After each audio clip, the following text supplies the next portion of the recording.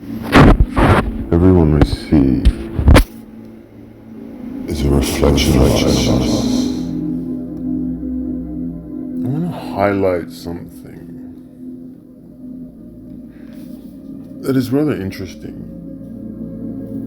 You could say towards the masculine side, or the strength or the character of the individual.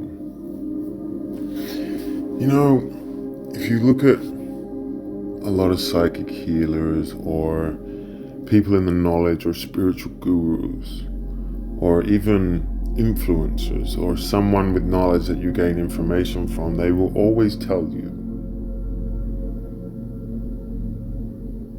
that some of the love and light is just a movement. This sort of spiritual ego, you might say, where they are all one thing, but they don't have all the information. They adopt a principle. And this is true. There are a lot of them that are, what I like to say is too airy-fairy, too high up there in a trance-like state, in believing something that's a falsehood.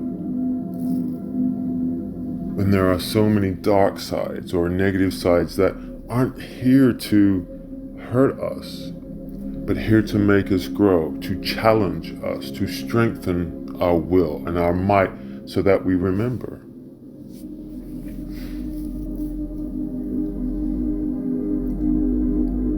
So you see, as long as you picture what you say with intent and with heart and with strength, one's perception must know the story behind what is said before they make any accusations about strength or character or judgment. And it's that same old thing, how it's kind of like the previous person left a mark and made it difficult for the next. They generally talk about it in relationships, how just because one guy said this word, it doesn't necessarily mean that it's the same for everyone. And that's exactly the point here, is some specific words. It can be the peace and love and light movement that I said at a previous one. But see, I'm not talking about it in a way of some type of new age movement that is incorrect. I say it with genuine, heartfelt emotion, with earnest and love and pure intent to heal everyone.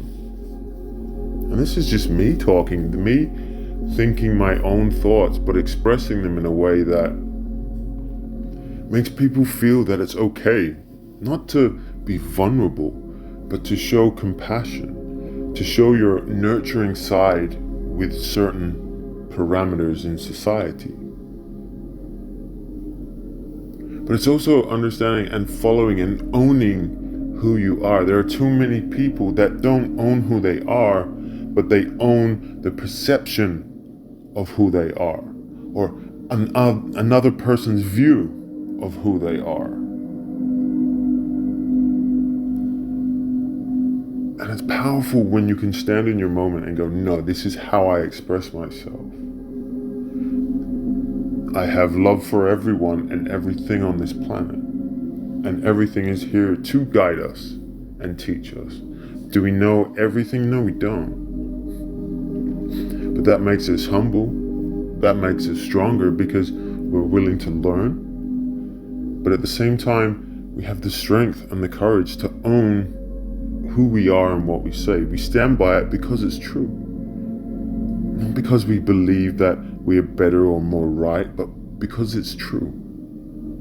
So it doesn't matter what someone says about you, because they may not be targeting you, but a generalization.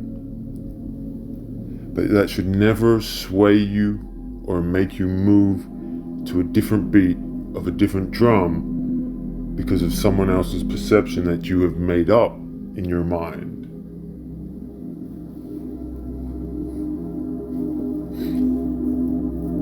So be who you are, but know that it's strong and courageous. Because it's there. It's there in the ether. It's there in the higher densities of that love and that strength to show who you are in character, to make mistakes and learn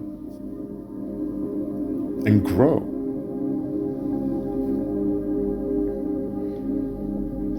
So whether you're one way or the other, it doesn't matter. It's that intent to grow. Owning who you are and knowing, don't be afraid. Don't be afraid to be yourself. And have the strength in knowing that everything you do is going in the right direction. You have to. Because you know it. Because when you can connect to the feelings and the love from that density, you're breaking free. Because now the collective need you. You're in that higher plane of pure love and abundance.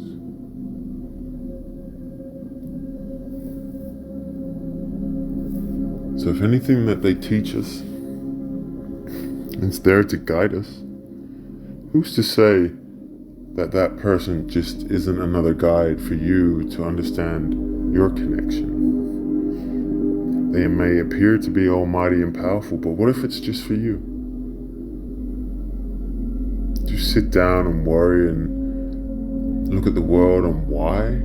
Would you accept the realities of that could possibly be true? What if? What wonders? What joys it would be? What would you do to create a new reality that would benefit humankind? Would you enlist the help of others? I think that's critical. I think we're all here to help each other, but we all have our own journeys to get to the end. Not the end of life, but the end of negative thinking, the end of control and manipulation by our media and government. And hello to planting trees and seeing things grow, and the energy and the spiritual elements around that. And that alone is 10 times more powerful and more loving than wondering where your watch came from or how to get you fixed your brand new Subaru car. It doesn't matter. It really doesn't. When you think in that way, the power from the change is so forgiving and loving and caring. It's where we need to go.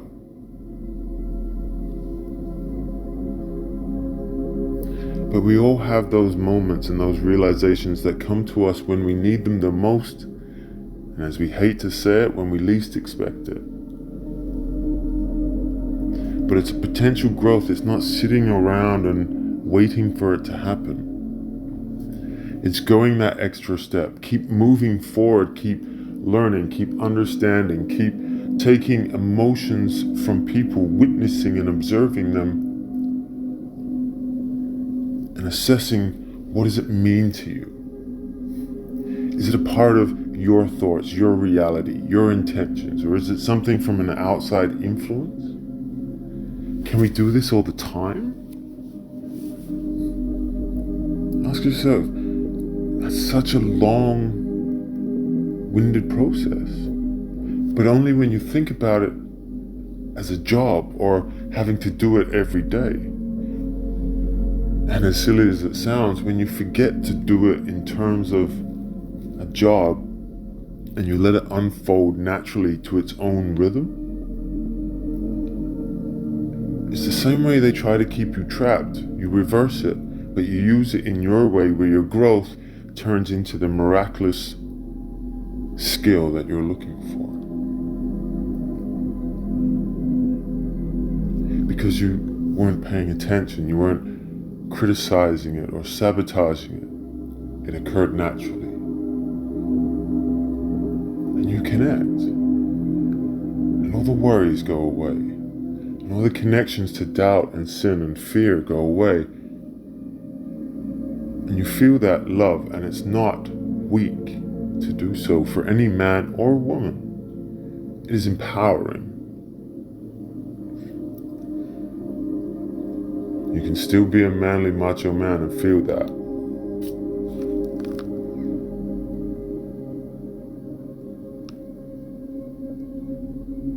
You can still be a strong, independent woman, but still be motherly.